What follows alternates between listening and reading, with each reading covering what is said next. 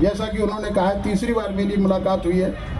काफ़ी दर्द इनके दिल में गैंग ट्रैकमैनों के लिए है और होना भी चाहिए, क्योंकि एक ऐसा मजदूर इस रेल के अंदर जिसकी आवाज़ आज तक किसी ने भी नहीं उठाई, और ये उस आवाज़ को उठाने का काम कर रहे हैं। हमारे ओबीसी फेडरेशन के भाई अशोक यादव जी,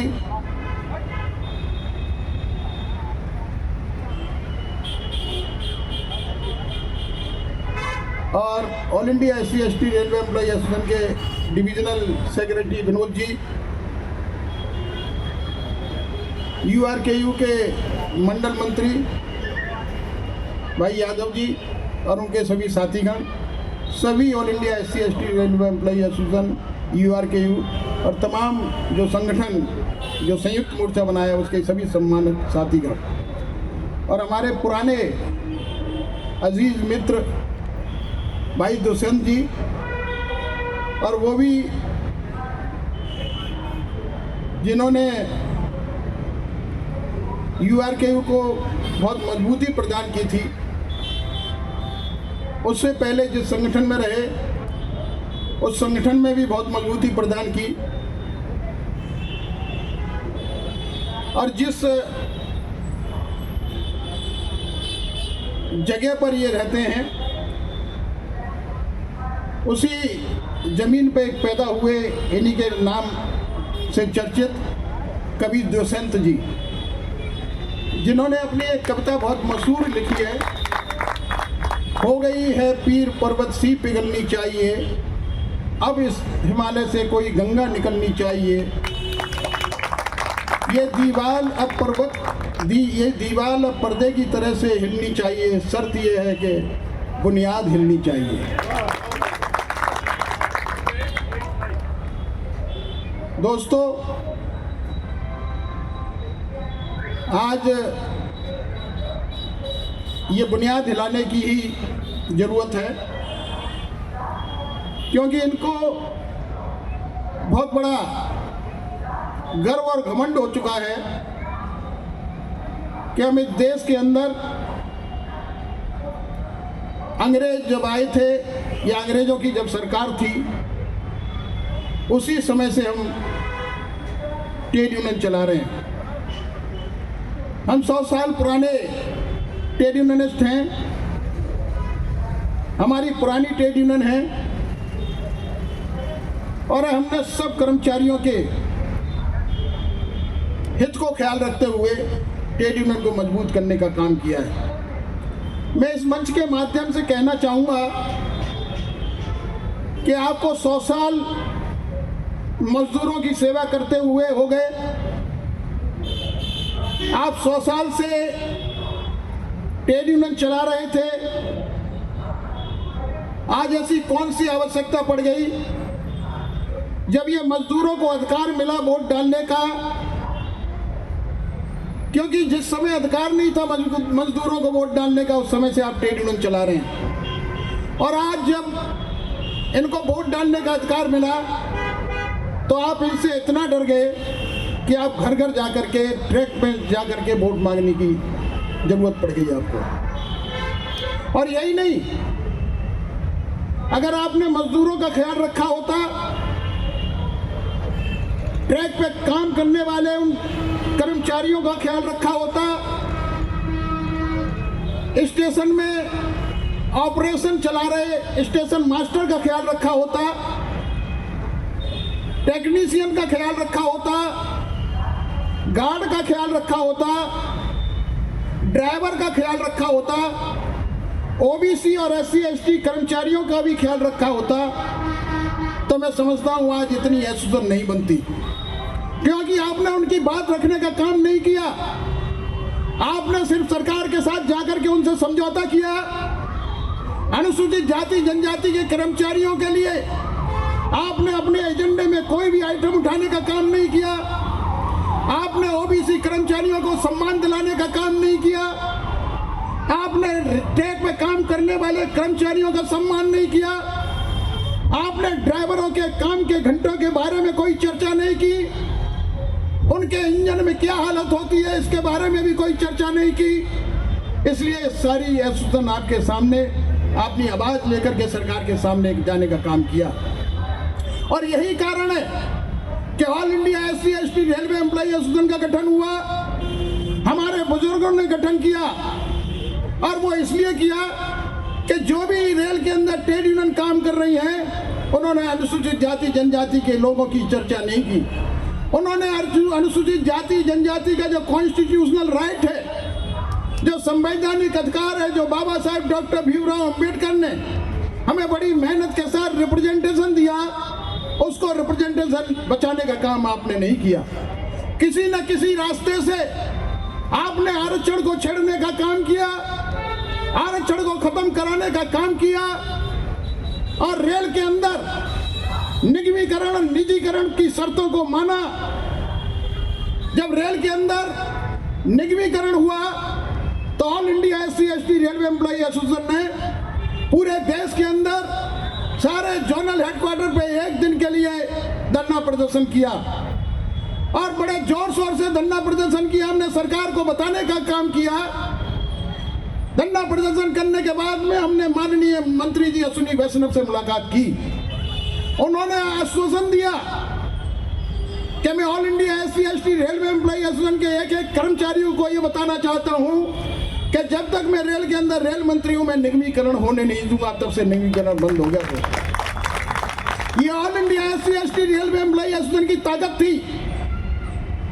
all India SC/ST railway employ association अपने अधिकारों को बचाने में सक्षम है। All India SC/ST OBC federation अपने आरक्षण को बचाने में सक्षम है। लेकिन आज मजदूरों के अधिकार की बात है, क्योंकि मजदूरों के अधिकारों के लिए अगर इन्होंने कोई काम किया होता, अगर मजदूरों को सम्मान दिलाने के लिए इन्होंने कोई काम किया होता या रेल को बचाने का कोई काम किया होता तो मैं समझता हूं उनको वोट मांगने की घर घर जाने की जरूरत नहीं पड़ती। दोस्तों, हमारे ऊपर चार लगाते हैं कि हमने all India SC/ST railway employ association के तमाम पदाधिकारियों को, हमने OBC फेडरेशन के तमाम पदाधिकारियों को सम्मान देने का काम किया। बड़े बड़े उनके काम हमने कर दिए। तो इसी क्रम में जो मेरे पूर्व वक्ताओं ने कहा कि पहले आप चार्जशीट दिलवाते हो और फिर चार्जशीट को खत्म कराने के लिए उनको प्रताड़ित करते हो, यही काम किए हैं आपने। और आज मौका मिला है, हमने जब पहला सीक्रेट बैलेट हुआ तो all India SC/ST railway employ association ने अपने एक एक जोनल पदाधिकारी से कहा कि जहां जिसके संबंध अच्छे हैं, जहां जिससे संबंध अच्छे आपने बना रखे हैं, वहां उस ट्रेड यूनियन को सपोर्ट करो। उसी क्रम में हमने नॉर्दर्न रेलवे के अंदर नॉर्दर्न रेलवे मेंस यूनियन को सपोर्ट किया और यह कसम खाई कि नॉर्दर्न रेलवे में मात्र नॉर्दर्न रेलवे मेंस यूनियन को जिताने का काम करेंगे। अगर दूसरा कोई काम करेगा तो all India SC/ST railway employ association करेगा। और ये करके दिखाया हमने। URMU को बाहर किया। दूसरा मौका हमें मिला, इनमें कमियां दिखाई दी, हमने दोनों ट्रेड यूनियन को सपोर्ट करने का काम किया और दोनों ट्रेड यूनियन सत्ता में आई। सत्ता में आने के बाद में इनको मौका मिला। 2004 में NPS आया। NPS में हस्ताक्षर इन दोनों लोगों ने किए और जब देश के अंदर कर्मचारियों ने शोर मचाना शुरू किया, रेल के अंदर तमाम सेंट्रल ट्रेड यूनियन ने संयुक्त मोर्चा बनाया। उस संयुक्त मोर्चे में all India SC/ST railway employ association भी शामिल थी। रामलीला मैदान से दहाड़ के हर नेता ने बोला कि हमको OPS चाहिए, NPS खत्म होनी चाहिए। जब माननीय प्रधानमंत्री जी ने इनको आमंत्रित किया और इनको समझाने का काम किया तो ये UPS लेके चले आए। दोस्तों, यानी कि तमाम वो आंदोलन, तमाम वो संघर्ष समिति, तमाम वो संयुक्त मोर्चा जो रामलीला ग्राउंड पर इकट्ठा हुआ था, उन सब की तकदीर बेच करके ये चले आए सरकार के साथ में। महामंत्री अशोक कुमार जी जिंदाबाद। और आज महामंत्री अशोक कुमार जी जिंदाबाद। लोग कहते हैं कि all India SC/ST railway employ association जो बाबा साहेब डॉक्टर भीमराव अम्बेडकर की विचारधारा पे आधारित है।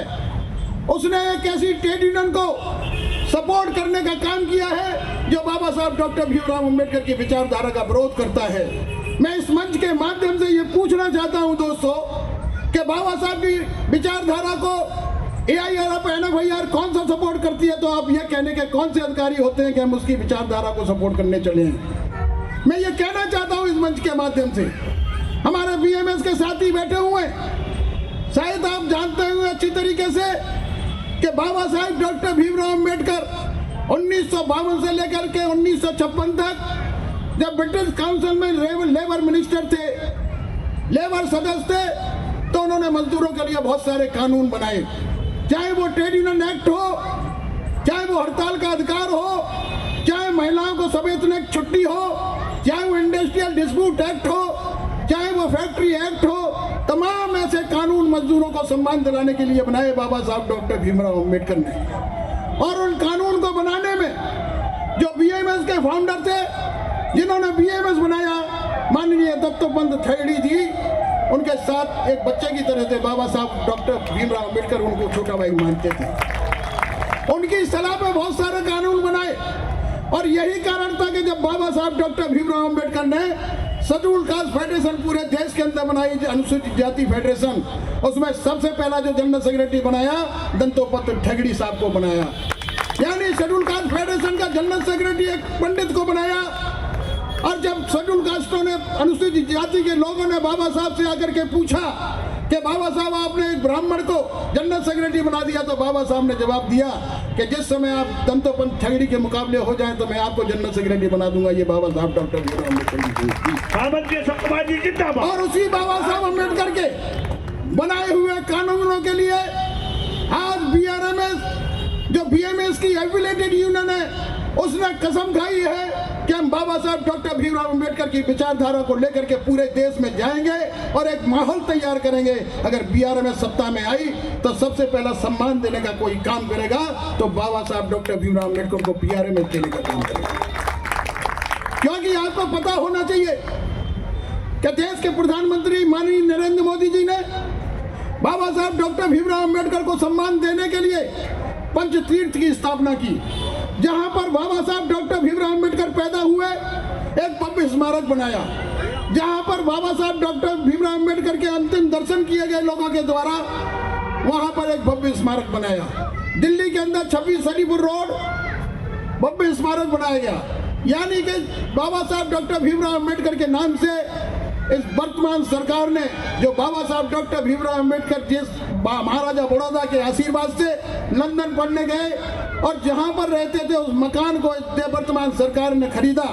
और जिस तरीके से बाबा साहब डॉक्टर भीमराव अम्बेडकर 100 पढ़ने गए थे, उसी तरीके से देश की सरकार 100 बच्चों को जहां बाबा साहब रह करके पढ़े थे वहीं रह करके पढ़ाते हैं। ये देश की सरकार की सोच। और आज हम लोग all India SC/ST railway employee association के लोग, जिन्होंने हमने देखा, दोनों ट्रेड यूनियन को हमने देख लिया, जब उन्होंने मजदूरों के अधिकारों की कोई बात नहीं की, रेलवे में निजीकरण को रोकने के लिए कोई हड़ताल नहीं की, निगमीकरण को रोकने के लिए कोई काम नहीं किया। और जब रेफरेंडम हुआ कि हम इस देश के अंदर हड़ताल करेंगे, रेल का चक्का जाम करेंगे, रेल का चक्का जाम करेंगे, तो 100% इनको वोट मिले।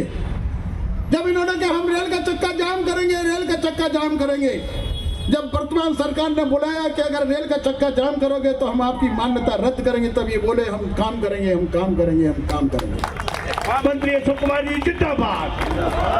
महामंत्री अशोक कुमार जी जिंदाबाद। तो दोस्तों, मैं आप लोगों से कहना चाहता हूं, all India SC/ST railway employee association के एक एक कर्मचारियों को कहना चाहता हूं, OBC फेडरेशन के एक एक कर्मचारियों को कहना चाहता हूं कि SC/ST OBC में कोई अंतर नहीं है।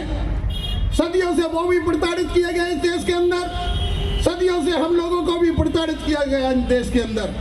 और इसका वर्तमान उदाहरण है कि जब all India SC/ST railway employee association and OBC federation को प्रेम और SBM में भागीदारी मिली, तो सदर रेलवे के अंदर AIRF का जो जनरल सेक्रेटरी है कन्हैया, उसने आज तक मीटिंग इसलिए नहीं होने दी कि अगर मैं बैठूंगा तो ऑल इंडिया SC/ST रेलवे एम्प्लॉयजेशन के ये अछूत लोग भी बैठेंगे। आज भी हम लोगों को ये अछूत है दृष्टि से देखते हैं दोस्तों।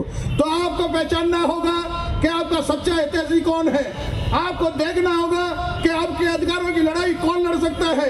आपको देखना होगा कि इस रेल को कौन बचा सकता है। आपको देखना होगा कि OPS को कौन ला सकता है। हमने इसलिए सपोर्ट किया है कि जो वर्तमान सरकार में रह के सरकार के खिलाफ OPS की आवाज उठा सकता है वही OPS को वापस लेकर के आ सकता है। इसीलिए SC/ST को सपोर्ट करने का काम किया। महामंत्री अशोक कुमार जी जिंदाबाद, SC/ST URKU जिंदाबाद। तो आज ये आपकी जिम्मेदारी बन जाती है। और मैं ये भी कहना चाहता हूं, मुझे ये जानकारी मिली कि कुछ यूनियन के लोग हमारे उन लोगों को प्रताड़ित करने का, कर्मचारियों को प्रताड़ित करने का काम कर रहे हैं। जो URKU को सपोर्ट करने के लिए निकले हैं उनको डराते हैं, धमकाते हैं, उनके अधिकारियों को फोन कर देते हैं, चाहे वो लोगों का स्टाफ हो, चाहे वो टेक्नीशियन हो। मैं इस मंच के माध्यम से उन अधिकारियों को भी बोलना चाहता हूं कि आज ये ट्रेड यूनियन की मान्यता का चुनाव है। रेल के अंदर 4, 5, 6 तारीख को ट्रेड यूनियन की मान्यता का चुनाव है। हम जीते या न जीते, निश्चित रूप से हम चुनाव जीतेंगे, निश्चित रूप से URKU को मान्यता मिलेगी। लेकिन अगर मान्यता ना भी दिला पाए तो हम ये दावे के साथ कह सकते हैं कि किसी भी कर्मचारी का शोषण हमारे रहते हुए रेल के अंदर होगा नहीं, ये विश्वास दिलाते हैं। महामंत्री अशोक कुमार जिंदाबाद। आपको डरने की जरूरत नहीं है। ये बहुत बड़े दारा सिंह या पहलवान नहीं है। इनके अंदर इतनी ताकत नहीं है, इनके अंदर इतनी हिम्मत नहीं है। ये सिर्फ इतना ही कर सकते हैं कि आपको एक स्थान से दूसरे स्थान पर ट्रांसफर करा सकते हैं।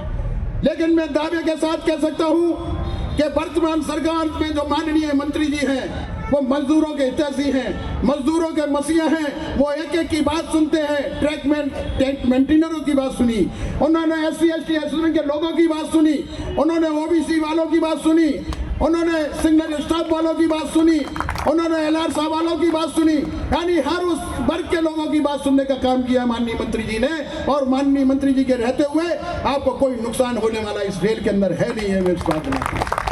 और इसका उदाहरण हमने देखा, हमारे बहुत सारे लोग साथी मुरादाबाद से नागपुर में जो हमने 25-26 तारीख को संविधान दिवस मना करके अपना राष्ट्रीय अधिवेशन किया था। देश के पहला रेल मंत्री माननीय अश्विनी वैष्णव थे। आज तक KIRF-NFIR की किसी भी अधिवेशन में नहीं गए। शताब्दी वर्ष समारोह मनाया गया, उसमें भी नहीं गए। लेकिन ऑल इंडिया SC/ST रेलवे एम्प्लॉयजेशन को एक एक कर्मचारी को सम्मान देने के लिए माननीय मंत्री जी उस मंच पर मौजूद थे। अब भारत सरकार के दूसरे मंत्री माननीय अर्जुन राम मेघवाल जी जो हमारे पैटर्न है, उनको तो आना ही था, लेकिन बड़ी मजबूरी में, क्योंकि सेशन भी स्टार्ट हुआ, संविधान दिवस का भी आयोजन किया गया, फिर भी समय निकाल करके हमारे ऑल इंडिया SC/ST रेलवे एम्प्लॉयजेशन के तमाम लोगों को संबोधित करने आए। तो इसलिए मैं उनके सहारे विश्वास दिला सकता हूं कि आपको उन लोगों से डरने की जरूरत नहीं है। आप अपना काम कीजिएगा, एक एक आदमी को निकाल करके URKU को वोट कराइएगा। और ऑल इंडिया SC/ST रेलवे एम्प्लॉयजेशन आह्वान करती है, OBC फेडरेशन के लोगों को आह्वान करती है। दोनों को मैं बोलना चाहता हूं कि एक एक कर्मचारी को घर से निकालिए और URKU को वोट डलाइए, उनको मान्यता दिलवाने का काम कीजिए। हम पूरे देश के अंदर BRMS को सपोर्ट करने चले हैं, क्योंकि हमारी ऑल इंडिया SC/ST रेलवे एम्प्लॉयजेशन की एक केंद्रीय कार्यकारिणी की बैठक का आयोजन किया और उसमें बहुत मंथन किया। हमने कहा कि दोनों ट्रेड यूनियन को हमने देखा, दोनों ट्रेड यूनियन के साथ हमने काम करने का प्रयास किया, लेकिन हमें अगर कोई सम्मान दे सकता है तो आने वाली BRMS एफिलेटेड यूनियन सम्मान दे सकती है, इसलिए हम उनको सपोर्ट करेंगे। महामंत्री अशोक कुमार जी जिंदाबाद। महामंत्री अशोक कुमार जी जिंदाबाद। हो सकता है कि मेरे कहने से या मेरे किसी साथी के कहने से LJD में कोई 1-2 भर्ती हो गई हो, लेकिन आज एक एक कर्मचारी का अंशदान, चाहे वो लखनऊ की बैंक हो, चाहे वो दिल्ली की बैंक हो, अगर उसमें कोई रिक्रूटमेंट होता है, उसमें कोई भर्ती होती है, तो उन्हीं के परिवार की भर्ती होती है जो इस पर कुंडली मार करके बैठे हुए हैं। आपको आने वाले समय में इस चीज को भी देखना होगा। आज यूआरकेयू को अगर मान्यता देते हो तो मैं विश्वास के साथ कहता हूं इनसे हम बैंक भी छीन लेंगे आने वाले समय में। महामंत्री अशोक कुमार जी जिंदाबाद, SC/ST यूआरकेयू जिंदाबाद। बहुत बहुत धन्यवाद। मैं समझता हूं हमारे रवि जी बहुत अच्छे टैलेंटेड व्यक्ति हैं। मैंने इनको 3 बार सुन चुका हूं। यादव जी के दिल में भी बहुत दर्द है। ठाकुर साहब, पिछले चुनाव में अगर हमारा समझौता हो जाता तो स्थिति आज कुछ और होती। दुष्यंत जी बहुत अनुरोध करते रहे मुझसे, और अब भी मेरे अनुरोध पे दुष्यंत जी, मैंने कहा BMS और BRMS के लोगों से कि मुरादाबाद में आप दुष्यंत जी को लाइए, उनको सम्मान दीजिए, उनको कोई ऐसी स्थिति में लाइएगा। मैं समझता हूँ कि मुरादाबाद में ज़्यादा से ज़्यादा वोट इकट्ठे होंगे और ज़्यादा से ज़्यादा यूआरकेयू को सपोर्ट मिलेगा। तो मैं बहुत बहुत धन्यवाद आप सभी का कि आपने मुझे आमंत्रित किया, बोलने का मौका दिया। और फिर कभी भी आपको मेरी जरूरत पड़ेगी, जैसा कि मैंने कहा है, मैं आपके बीच में रहूंगा। और चुनाव जीतने के बाद फिर एक महारैली का आयोजन करेंगे हम यहाँ, सभी जितनी भी यूनियन एकत्रित करेंगे। आदरणीय रवि जी को भी आमंत्रित करेंगे, BRMS को भी आमंत्रित करेंगे, सभी को आमंत्रित करेंगे। धन्यवाद। जय वीर, जय भारत। महामंत्री अशोक कुमार जी जिंदाबाद, महामंत्री अशोक कुमार जी जिंदाबाद, SC/ST यूआरकेयू जिंदाबाद।